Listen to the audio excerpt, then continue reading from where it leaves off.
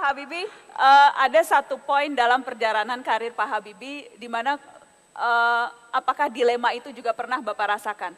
Ketika misalnya Bapak berada di Jerman dan dipanggil untuk pulang, apakah sempat ada dilema-dilema itu dan bagaimana akhirnya memutuskan bahwa ini keputusan yang tepat, saya harus kembali ke negeri mengabdi, dan apakah kemudian bagaimana itu kemudian bisa ditiru oleh anak-anak muda dimanapun mereka berada?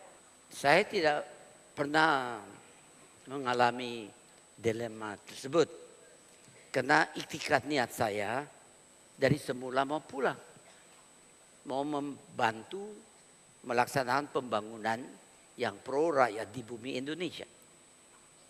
Itu bahwa saya tidak omong kosong, itu sudah tercermin. Saya rasa yang hadir di sini sudah tahu bahwa Habibie waktu sakit keras, saya tulis suatu sumpah.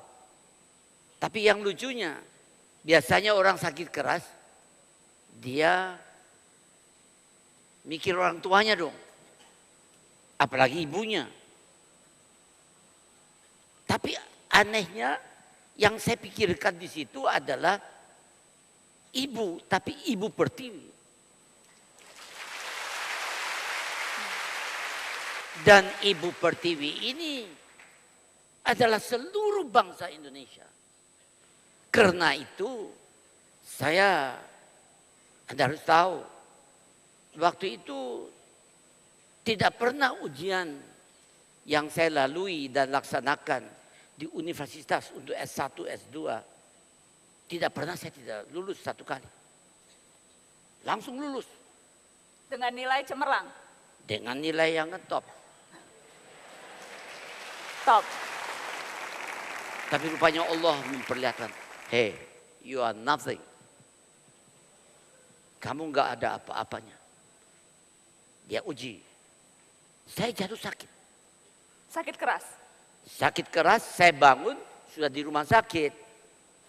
Saya kedinginan. Saya bangun, saya lihat ada orang tua. Saya bahasa Jerman. Saya katakan, saya kedinginan. Terus orang tua itu dia bilang, nak, kamu matamu bersinar. Terus apa? Ternyata itu pendeta. Dalam keadaan begitu 2 kali saya masuk, naik lagi. Terus saya dapat serangan di atas, saya ngebel, tidak ada datang.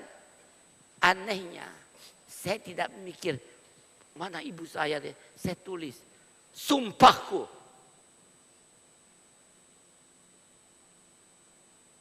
Terlentang, jatuh, perih, kesal.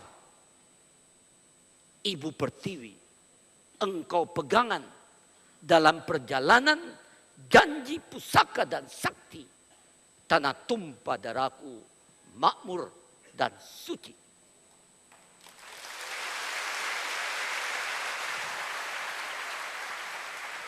Saya gitu tulisnya, di sebelahnya Al-Quran, di kertas helai saya tulis.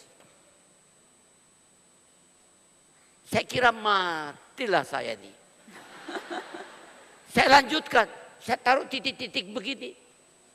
Saya ambil nafas, hancur badan, tetap berjalan. Jiwa besar dan suci membawa aku padamu. Padamu, ibu pertiwi, makmur dan suci. Tidak kotor, tidak yang aneh-aneh. Itu Habibie, belum ketemu Ainun. Karena itu saya tidak berkelebihan. Anda tanya, Habibie kok dia kok masih hafal? Saya 5 kali saya sholat tiap hari. Selalu membaca sumpah itu? Saya selalu mengulangi sumpah itu. Jadi tidak pernah ada keraguan untuk pulang, tidak pernah ada keraguan untuk kembali berbakti ke Ibu Pertiwi. Iya, karena pertanyaan saya nggak bisa jawab. Kalau bukan anak bangsa ini yang membangun bangsanya, siapa? Siapa? Itu berlaku untuk Anda semua. Karena itu, jawablah pertanyaan.